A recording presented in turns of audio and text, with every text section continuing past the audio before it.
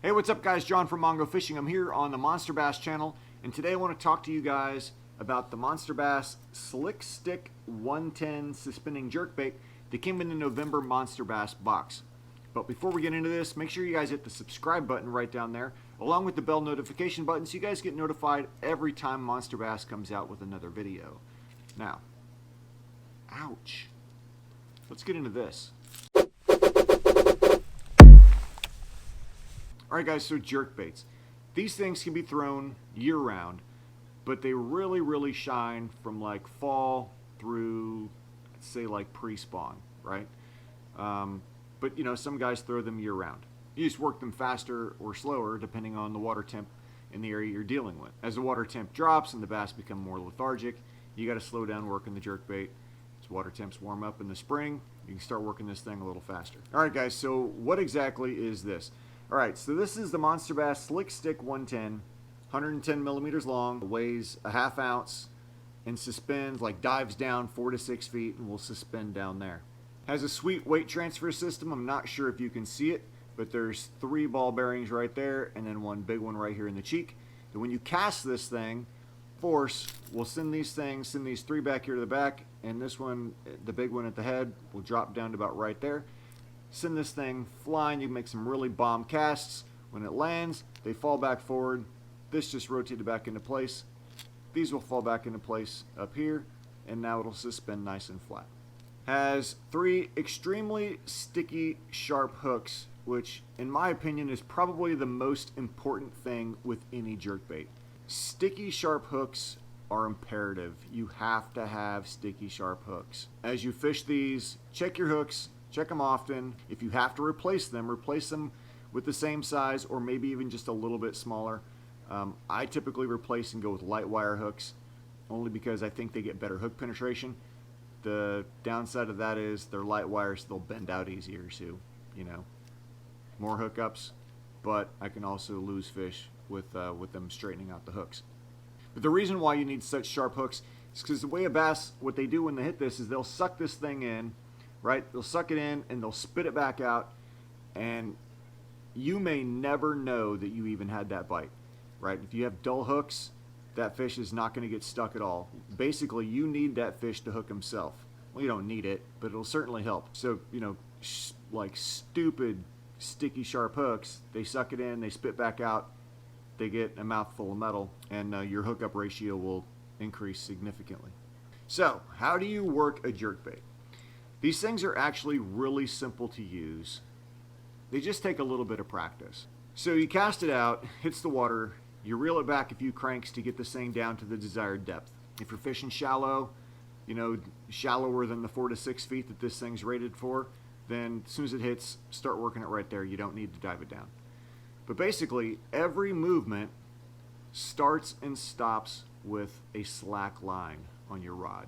Okay, so it's just a quick snap of the wrist from a slack line, and so you'll snap and snap right back in place. You don't snap and hold it.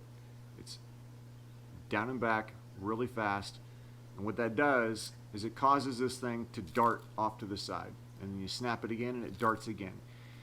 If you have a tight line and do that, what happens is it kind of darts forward, or it'll swim. It doesn't actually do this dying shad motion of darting off to the side. So the cadence, you know, snap, snap, pause, what happens is snap, snap, and then it just pauses, you know, right there. And then when you, again, slack line, snap, snap again, it'll dart again. Your bites, 99% of the time, are going to come when it's sitting still. So that's why I'd mentioned earlier in the video that the water temp dictates your cadence and how long you have this thing sit. The colder the water, the longer it's going to sit. Nice and warm water, you can work this thing faster. Cold water, you may have to let this thing sit, you know, 10, 15 seconds in between snaps. So or in between pops. It'll be like snap, snap, and then wait. Snap, and then wait.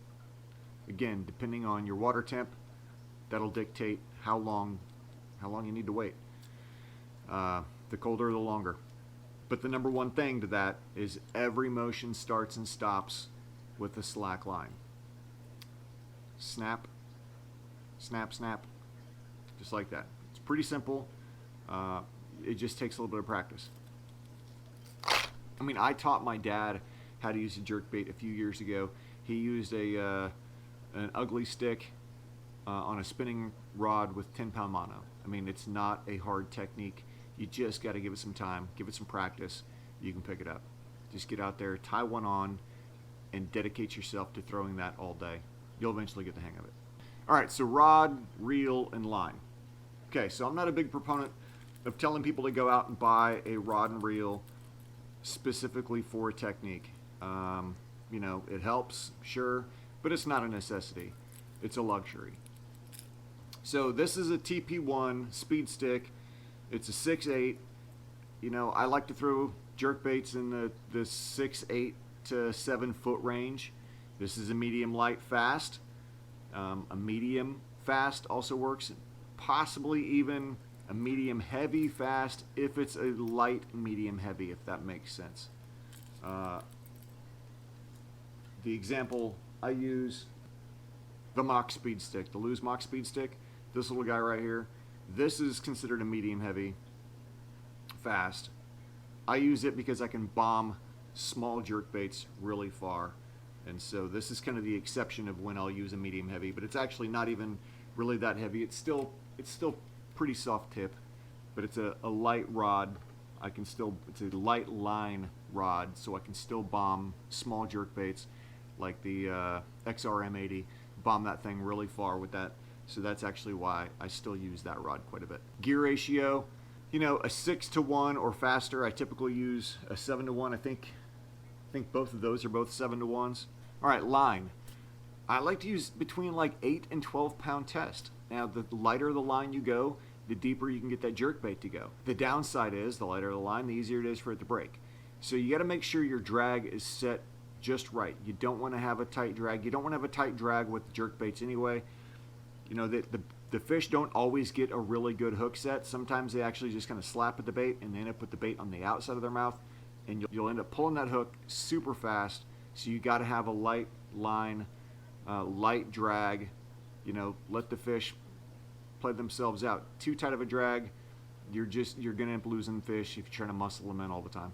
So let them fight it out, and you'll lose a lot less fish, especially with light wire hooks if you happen to go that route. All right, where to throw it? Open water, obviously, alongside docks, under docks if you can get it. Can't really skip it very well, but if you can pitch one underneath the dock, that works. Seawalls, bluff walls, outside edge of grass lines if you still happen to have grass. Where you don't want to use it is inside edge of grass lines, because you're going to, all those treble hooks, you're going to get stuck all the time. Not really friendly with timber. They'll get stuck in wood quite a bit also, so you need to be careful.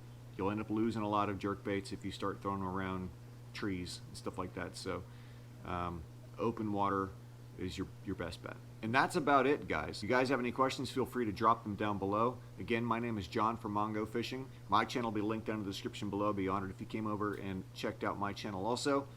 Again, if you have not hit the subscribe button, it's right down there, along with the bell notification button. Thank you guys very much for watching. As always, get on the water, be safe, and go stick some limbs.